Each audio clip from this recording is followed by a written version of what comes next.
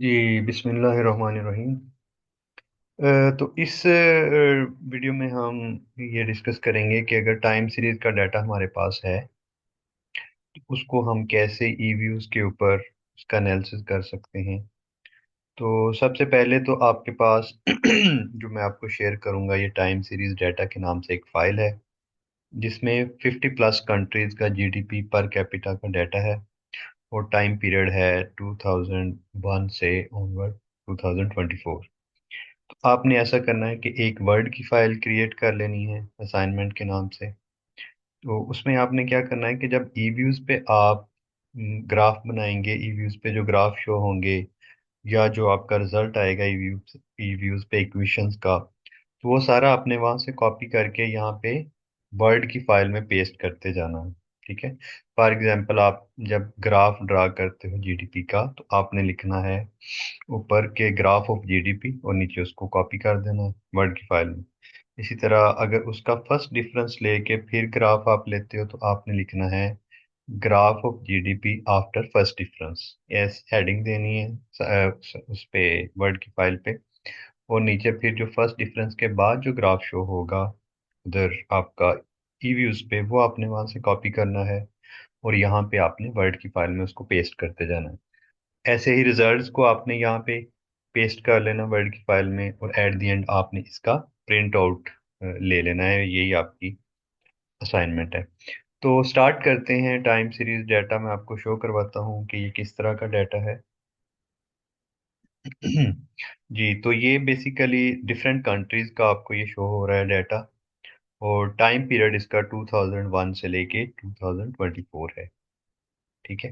तो अब आपको जो मैं आपको कंट्री असाइन करूंगा रोल नंबर वाइज, तो आपने क्या करना है अपनी कंट्री का डाटा इस पूरी फाइल में से सिर्फ एक टाइम पीरियड आपने कॉलम कॉपी करना है और जो आपको कंट्री गिवन है कि फॉर एग्जांपल जो रोल नंबर 1 है उसको यूएस से गिवन है, तो वो क्या करेगा इन दो कॉलम्स को कॉपी करेगा और एक अलहदा से एक एक्सेल फाइल में जाके इसको एक और एक्सेल की फाइल क्रिएट करके उसमें इसको पेस्ट कर देगा। तो वो उसका डाटा होगा, वही उसने फिर ईव्यूज में इंपोर्ट करना है या अपलोड करना है। ये सारी फाइल आपने ईव्यूज में नहीं लेके जानी, सिर्फ आपका जो डाटा कंसर्निंग डाटा होगा जो आपको मिला होगा वो आपने उसमें कॉपी करना है। तो फॉर एग्जांपल यहाँ से मैं ये पहला ही लेके जा रहा हूँ कि फॉर एग्जांपल ये एक डाटा है फर्स्ट, तो इसको मैंने यहाँ से कॉपी कर लिया है।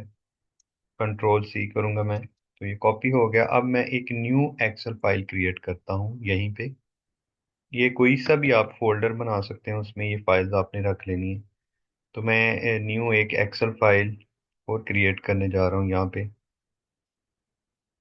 जिसको नाम मैं दे देता हूँ फॉर एग्जांपल कि जीडीपी है। अब इस जीडीपी की फाइल को मैं ओपन करूंगा और इसमें जो मैंने कॉपी किया है उस फाइल से यहाँ पे मैंने पेस्ट कर दिया। तो ये मेरी अब डाटा की फाइल बन गई है जो कि 2001 से 2024 तक का डाटा है जीडीपी का यूएसए का। इस पे अब मैंने टाइम सीरीज डाटा जो है एनालिसिस करना है। तो सबसे पहले इस डाटा को एक्सेल को अब मैं ई व्यूज में लेके जाऊंगा। तो ई व्यूज हमें ओपन करना पड़ेगा। तो ये सेव कर लेते हैं चेंजेस को और इसको।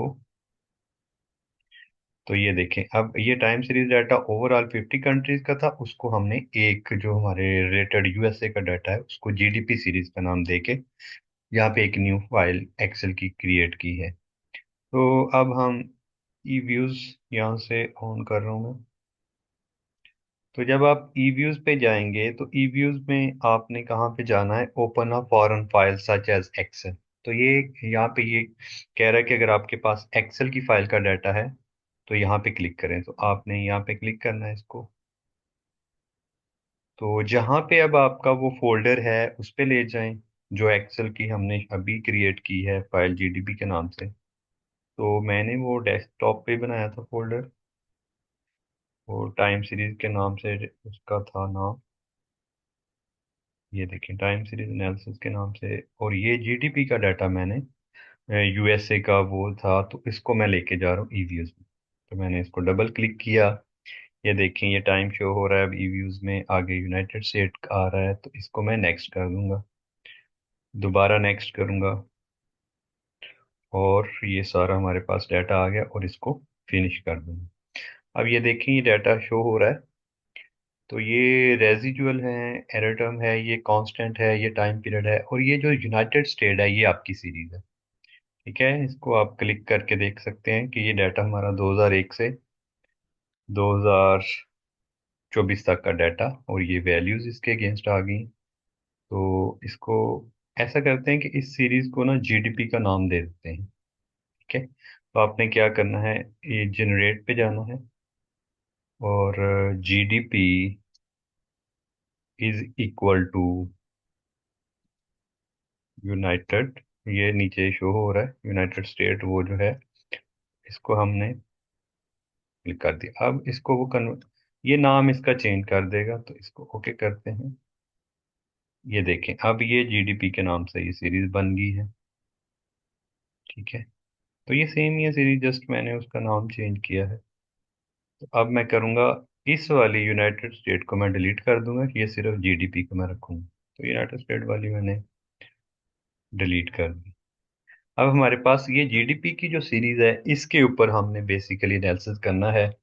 तो सबसे पहले हमने इसकी स्टेशनैरिटी चेक करनी है कि ये स्टेशनरी है या नॉन स्टेशनरी है। तो उसके लिए हमने जैसा कि क्लास में पढ़ा था कि दो मेथड हैं, एक तो इसका हम ग्राफ चेक कर सकते हैं और दूसरा इसका एडीएफ टेस्ट से हम इसको वैल्यूज से भी चेक कर सकते हैं। तो फर्स्ट ऑफ ऑल इसको हम सीरीज को क्लिक करेंगे तो ये सीरीज ओपन होगी है, इसके व्यू में जाएंगे। व्यू में जाने के बाद ये सेकंड ऑप्शन है ग्राफ, इस पे क्लिक करें। इस पे क्लिक करने के बाद वो बेसिक कह रहा है टाइप लाइन, लाइन ही हमने लाइन ग्राफ ही ड्रा करना है, तो इसको ओके कर देते हैं। तो ये देखें, आपको एक ग्राफ शो हो रहा है जो कि है लाइन ग्राफ। तो यहाँ से आप हम ये अंदाज़ा कर सकते हैं कि ये सीरीज नॉन स्टेशनरी है, क्योंकि इसका अगर मीन देखें तो शुरू की वैल्यू में और है और आगे जाके इंक्रीज कर रहा है। तो ग्राफ से हमें शो हो गया। अब आपने क्या करना है, इस ग्राफ को ऐसे सिलेक्ट करके इसको कॉपी करना है यहाँ से, और कॉपी करके आपने इसको लेके जाना है वर्ड की फाइल पे। वर्ड की फाइल जो असाइनमेंट वाली फाइल है उस पे अपने अपनी सीरीज का जो ग्राफ है उसको शो करना है, और वहां पे लिख देना है कि ये सीरीज का ग्राफ है। ठीक है, इसके बाद आपने क्या करना है, इसको आप चेक करेंगे इसी सीरीज को। अब हम यूनिट रूट टेस्ट बोलते हैं उसको, एडीएफ टेस्ट, यानी कि हम अब ग्राफ की बजाय एडीएफ टेस्ट से चेक करना चाह रहे हैं। तो आपने क्या करना है, फिर व्यू में जाना है और जाना है यूनिट रूट टेस्ट पे। तो यूनिट रूट टेस्ट पे आप गए तो ये ऊपर लिखा हुआ है अगमेंटेड डिकी फुलर टेस्ट, तो यही यूनिट रूट टेस्ट भी इसको बोलते हैं, एडीएफ टेस्ट भी बोलते हैं। तो इसको आपने क्या लेवल पे ही चेक करना है, अभी बस फर्स्ट डिफरेंस हमने नहीं चेक किया। तो लेवल पे चेक करते हैं और ओके करते हैं। तो हम देखते हैं कि इसकी वैल्यू ये शो हो रही है प्रोबेबिलिटी 0.95। तो हमें पता है कि अगर इसकी वैल्यू 0.05 से लेस देन होती तो फिर हम रिजेक्ट करते एच नॉट को। एच नॉट इसका क्या है कि यूनिट रूट है। ठीक है, तो अब हम इसको रिजेक्ट नहीं कर सकते। तो इसका मतलब है कि सीरीज नॉन स्टेशनरी है। ठीक है, जैसा ग्राफ में भी शो हो रहा है और इसमें भी शो हो रहा है कि सीरीज जो है नॉन स्टेशनरी है। ठीक है, तो अब हम क्या करेंगे, इस सीरीज को फर्स्ट डिफरेंस पे चेक करेंगे कि क्या इसका फर्स्ट डिफरेंस लेने से ये प्रोबेबिलिटी वैल्यू क्या 0.05 से लेस आती है। तो लेट्स चेक कि हम व्यू में दोबारा जाएंगे और यूनिट रूट टेस्ट पे क्लिक करेंगे। अब लेवल की बजाय हम इसको फर्स्ट डिफरेंस पे चेक करते हैं और देखते हैं कि क्या ये सीरीज स्टेशनरी होती है। तो ये हाँ जी, यस। तो आपकी ये अब प्रोबेबिलिटी चेक करें, लेस देन 0.05 है। तो हम रिजेक्ट करते हैं चनाट को और हम कहते हैं कि हमारी सीरीज स्टेशनरी है। तो यहाँ से हमें आइडिया हो गया कि हमारी सीरीज जो है फर्स्ट डिफरेंस के बाद स्टेशनरी हो जाती है। तो हमें फिर क्या करना है, हमें सीरीज का फर्स्ट डिफरेंस चाहिए ताकि हम आगे उसका एनालिसिस कर सकें। तो क्या करना है अभी हम, तो आपने क्या करना है, ये अब आपने एडीएफ टेस्ट का ये जो रिजल्ट है इसको भी आपने कॉपी कर लेना है। ऐसे सिलेक्ट करें पहले, फिर इसको आप कॉपी करें और कॉपी करके इस रिजल्ट को अब आप वर्ड की फाइल पे पेस्ट कर दें, और ऊपर हेडिंग दे दें कि ये एडीएफ टेस्ट का रिजल्ट है, और नीचे बताएं कि एडीएफ टेस्ट फर्स्ट डिफरेंस लेने के बाद हमारी जो सीरीज है ये स्टेशनरी बन जाती है। ठीक है। तो ये आपके वर्ड की फाइल पे एक तो ग्राफ आ गया, और अब ये एडीएफ का टेस्ट के रिजल्ट्स आ गए। ठीक है, अब हमें पता चल गया कि हमारी सीरीज जो है फर्स्ट डिफरेंस पे स्टेशनरी है, तो हम क्या करेंगे, सीरीज का फर्स्ट डिफरेंस लेंगे। तो जीडीपी जो है ये लेवल पे है, अब इसका हमें फर्स्ट डिफरेंस चाहिए। तो फर्स्ट डिफरेंस के लिए हमें क्या करना पड़ता है, नई सीरीज जनरेट करेंगे फर्स्ट डिफरेंस वाली। तो उसको मैं कह देता हूँ GDP 1। वो क्या होगी वो सीरीज, फर्स्ट डिफरेंस वाली सीरीज। इक्वल का साइन डालेंगे, और फर्स्ट डिफरेंस कैसे लेते हैं व्यूज में कि डी डालते हैं, और अंदर जिस सीरीज का आपने फर्स्ट डिफरेंस लेना हो उस सीरीज का नाम, तो जीडीपी का हमने लेना है। तो ये फर्स्ट डिफरेंस, तो GDP 1 जो होगी ना, अब जो हमारे पास जीडीपी 1 सीरीज आएगी, वो हमें शो होगी फर्स्ट डिफरेंस वाली सीरीज। तो अब हमने इसको ओके कर दिया। अब ये देखें, यहाँ पे GDP 1 के नाम से सीरीज आ गई है। तो ये क्या है, ये फर्स्ट डिफरेंस हमने जीडीपी का ले लिया। तो अब इसको हम ओपन करेंगे। ठीक है, तो ये देखें, इसका ये फर्स्ट डिफरेंस लेने के बाद ये सीरीज है, इसका हम व्यू में जाएंगे, और फर्स्ट डिफरेंस की सीरीज पे भी दोबारा चेक करते हैं कि अब क्या ये स्टेशनरी नजर आ रही है या नहीं। तो ग्राफ इसका चेक कर लेते हैं। ग्राफ में वही लाइन हमने चेक की। तो ये देखें, अब इसकी जो मीन है वो आपको कांस्टेंट नजर आ रही है। ठीक है, मतलब कि अब ट्रेंड नहीं आपको नजर आ रहा। तो डाटा जो है एक कांस्टेंट, आपको वेरिएशन इसमें नजर आ रही है। ठीक है, इसका आप वही, इसका दोबारा भी आप यूनिट रूट टेस्ट से देख सकते हैं। यूनिट रूट टेस्ट, अब क्योंकि फर्स्ट डिफरेंस की सीरीज है हमारे पास GDP 1, इसको लेवल पे ही रखना है। ये फर्स्ट डिफरेंस ले लिया है हम ऑलरेडी, तो दोबारा नहीं चेक करना, तो ओके करें। तो ये वही प्रोबेबिलिटी जो हम चेक कर रहे थे कि 0.09। ठीक है, तो अब ये जब फर्स्ट डिफरेंस पे ये स्टेशनरी हो गया, तो इसका ग्राफ आपने क्या करना है, उधर जाके वर्ड की फाइल में आपने पेस्ट कर देना, और बताना है कि फर्स्ट डिफरेंस लेने के बाद हमारा ये ग्राफ जो है सीरीज को स्टेशनरी शो कर रहा है। और एडीएफ के टेस्ट आपने साथ उसके नीचे अपलोड कर देने। चलें जी, अब हम ये डिसाइड कर चुके हैं कि हमारा फर्स्ट डिफरेंस के बाद ये जीडीपी का हमारा बन गया है।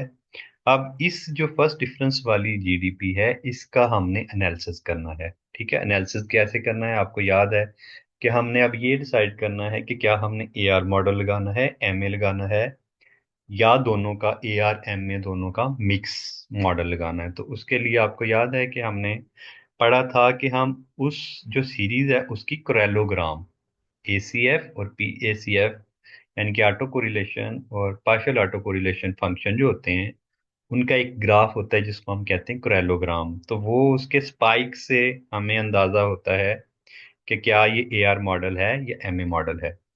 तो आपने इसमें ज़रा कंफ्यूज नहीं होना कि आपके मतलब कि कौन सा मॉडल आपको लगेगा, AR लगेगा, MA लगेगा। क्योंकि ईव्यूज के जो लेटेस्ट वर्जन है वो वहाँ पे आपको बताना नहीं पड़ता, वो खुद ब खुद डिसाइड कर देता है कि आपने ये वाला वर्जन इसका यूज़ करना है। तो जस्ट इसका आइडिया ले लें आपके क्रेलोग्राम क्या होती है। तो हमने GDP 1 वाली अब हमारी फाइनल सीरीज है, इसी को लेके हमने चलना है, क्योंकि फर्स्ट डिफरेंस में हमारी ये स्टेशनरी हुई है। तो क्या करना है, इसको ओपन कर लिया GDP 1 को। अब आपने जाना है व्यू पे। व्यू पे जाके यहाँ पे आपको ऑप्शन नजर आ रही है क्रेलोग्राम, क्रेलोग्राम पे क्लिक करें, और लेवल पे ही चेक करें, ओके करें। अब ये देखें, ये आपका क्रेलोग्राम है, ये ACF है, ये PACF है। तो ये देखें, यहाँ पे आपको कोई स्पाइक्स नजर आ रहे हैं, एक इधर नजर आ रहा है, एक इधर। तो ये आप कह लें कि AR1 आप यूज करके देख लें, AR2 यूज करके देख लें। तो जो बेटर आप रिजल्ट्स देगा, तो वो हम फिर कहेंगे कि ये हमारा बेटर मॉडल है। तो यहाँ से ARM में डिसाइड होता है क्रेलोग्राम से। तो आप क्या करें, इसको भी अब आप कॉपी करके अपनी ऊपर हेडिंग दे उधर जाके वर्ड की फाइल में, और बताएं कि ये हमारी क्रेलोग्राम है। और तो इसको कॉपी करके वहाँ पे वर्ड की फाइल में आपने इसको पुट कर देना। तो ये आपकी क्रेलोग्राम के रिजल्ट्स आ जाएंगे।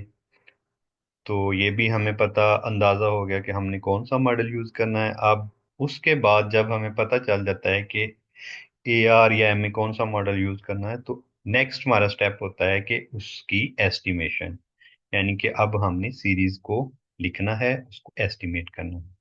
उसके लिए हमें कहाँ क्या करना पड़ेगा, उसके लिए हमने जाना है क्यूक में। क्विक में जाने के बाद हम जाएंगे एस्टिमेट इक्वेशन। ठीक है। एस्टिमेट इक्वेशन में अब आपने इक्वेशन को एस्टिमेट करना। तो इक्वेशन को जब एस्टिमेट करते हैं तो सबसे पहले हमारे पास आता है डिपेंडेंट वेरिएबल। तो डिपेंडेंट वेरिएबल हमारे पास यहाँ पे क्या है, GDP1। फर्स्ट डिफरेंस वाली सीरीज ये हमारा डिपेंडेंट वेरिएबल है। उसके बाद आपने कांस्टेंट का C डालना है। उसके बाद आपने लिखना है कि AR1 मॉडल है, AR1 का डाल दिया हमने, AR2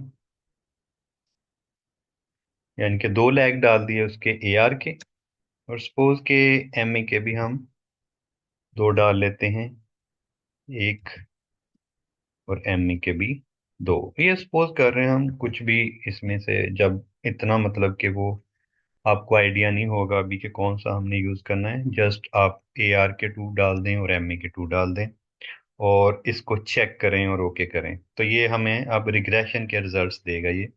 तो ये देखें जी, ये हमारे पास अब रिग्रेशन के रिजल्ट्स आ गए। तो रिग्रेशन के रिजल्ट्स क्या कह रहे हैं कि ये AR1 की पी वैल्यू यहाँ पे है, AR2 की पी वैल्यू यहाँ पे है, MA1 की वैल्यू यहाँ पे है, और MA2 की वैल्यू यहाँ पे है। तो क्लास में हमने ये डिस्कस किया था कि कौन सा लैग हमने रखना है, कौन सा निकालना है। तो ये पी वैल्यू हमें बताती है कि अगर 0.05 से लेस है किसी की वैल्यू तो वो सिग्निफिकेंट है, और जिसकी 0.05 से ज्यादा है वो इनसिग्निफिकेंट है। तो यहाँ पे एक ही हमें नजर आ रहा है, MA2 की वैल्यू 0.00, ये हमें सिग्निफिकेंट लग रही है। और बाकियों का अगर देखें, AR1, AR2 और MA1 ये सारे 0.05 से ग्रेटर हैं। तो इसलिए ये तीन जो हैं ये हमारे मॉडल में नहीं एडजस्ट हो रहे। तो हमें फिर देखना पड़ता है कि इनके अलावा कौन सा वैल्यूज डाली जा सकती है। तो लेट्स, फिर अगर ये आपको मॉडल सही नहीं लग रहा तो हम एक और नया ट्राई करके देख सकते हैं। तो इसको डिलीट कर दें, ये इक्वेशन को, न्यू इक्वेशन रन करते हैं, क्विक, फिर उसी एस्टिमेट इक्वेशन पे जाएं और रन करें GDP1 कांस्टेंट। अब AR1 एक डाल लें, ऐसे ही AR1 डाल लिया और MA2 डाल दिया। अब चेक करते हैं रिजल्ट्स। तो अब ये देखें, AR1 0.05 से लेस आ रहा है तो ये भी सिग्निफिकेंट है, MA2 भी 0.0 आ रहा है, ये भी सिग्निफिकेंट है। तो अब ये जो आपके रिजल्ट्स हैं इनको आपने क्या करना है, कॉपी करना है और वर्ड की फाइल में पेस्ट कर देना है। और ऊपर हेडिंग आपने क्या देनी है, हेडिंग आपने देनी है AR MA, कौन सा मॉडल है, ये है AR MA1। AR का क्योंकि आपने AR का 1 डाला है तो ये आर्मा 1, और डी में डिफरेंस 1, 1, 1, 2, MA का सेकंड आपने डाला है तो ये आपका आर्मा 1, 1, 2 बन जाएगा। तो इसकी हेडिंग आपने दे लेनी है इस पे, वर्ड की फाइल पे, और इस सारे रिजल्ट को आपने कॉपी करना है और आपकी वर्ड की फाइल पे इसको आपने पेस्ट कर देना। ठीक है, तो ये आपके अब फाइनल रिजल्ट्स हैं। अब आपने क्या करना है, इसी फाइल के व्यू में जाना है। अब आपने एक्चुअली हम अब डायग्नोस्टिक की तरफ जा रहे हैं कि हमने मॉडल तो रन कर लिया, अब हम चेक करना जा रहे हैं कि क्या ये हमारे जो रिजल्ट्स हैं ये सही हैं या नहीं। तो आपको याद होगा क्लास में भी हमने ये डिस्कस किया था कि अगर इसकी जो हिस्टोग्राम है एरर टर्म्स की, अगर वो नॉर्मली डिस्ट्रीब्यूटेड आती है यानी कि बेल शेप में आती है तो हम कहते हैं कि हमारे रिजल्ट सही हैं। ठीक है, तो हिस्टोग्राम हम इसकी ड्रा कर सकते हैं। तो वो कहाँ से चेक करेंगे, हम व्यू में जाएंगे। व्यू में जाके यहाँ पे आता है रेजिडुअल डायग्नोस्टिक्स। रेजिडुअल डायग्नोस्टिक मतलब कि एयर टर्म के जो डायग्नोस्टिक है, तो इसमें आपने जाके आगे फर्दर आपने जाना है हिस्टोग्राम नॉर्मेलिटी टेस्ट। तो अगर histogram normal distribution bell shape की हुई तो हमारा जो मॉडल है वो सही रन हुआ है। तो इस पे हम क्लिक करते हैं। अब ये देखें, अब ये आपकी जो हिस्टोग्राम मतलब थोड़ी बहुत तो लग रही है नॉर्मली, थोड़ा बहुत डिफरेंस भी है, तो हम कंसिडर करते हैं कि ये नॉर्मली डिस्ट्रीब्यूटेड है। तो हमारे रिजल्ट और ये हमारा सारा ठीक है। तो हमने अब ये रिजल्ट भी इसके ये भी कॉपी कर लेना है। इसको ऊपर फिर हमने वर्ड की है हेडिंग देनी है कि डायग्नोस्टिक के नाम से, और नीचे लिखना है कि हिस्टोग्राम ऑफ रेजिजुअल्स। तो उसका ये रिजल्ट आपके पास फाइनल आ जाएगा। तो यही आपका टोटल फिर एनालिसिस है। इसको कॉपी करके वर्ड की फाइल में अपने ले जाना। ठीक है। यहाँ से दोबारा एस्टिमेशन आउटपुट पे जाना चाह रहे हैं तो ये है, ये भी आपने कॉपी कर लेना और वो भी कॉपी कर लेना। तो ये इसको अब आपने सारों ने इसको रिपीट करना। ओके जी।